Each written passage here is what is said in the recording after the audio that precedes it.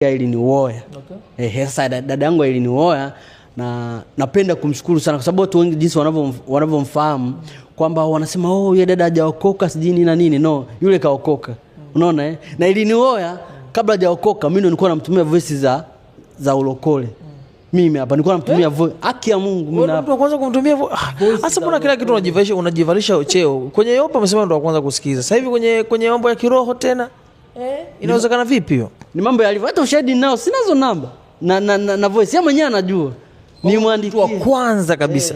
Mimi kwa voice za kilokole. Kabla hajaokoka. Kabla hajaokoka. Nilikuwa namtumia voice za kilokole.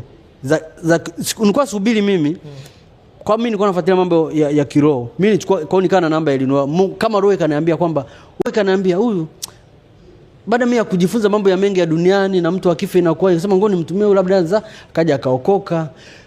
Mimi sijui kama aliokoka yeye mwenyewe, kuna mwingine alimhubiri, lakini mimi ndo nikaanza kumtumia voice.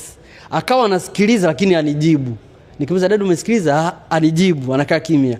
Akawa anasikiliza, tuna miaka 3 namtumia mizo voice. Ila ajibu. Na miaka 3 namtumia voice.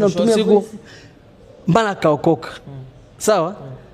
Mwisho wa siku sasa ndo akaja nikamwambia dadangu mimi nahitaji sweta lako hilo ila hapa simuona hii la Friends of God Ministry. Akanambia wewe usijali, wewe nitakupa bure, wote lipia tu boda.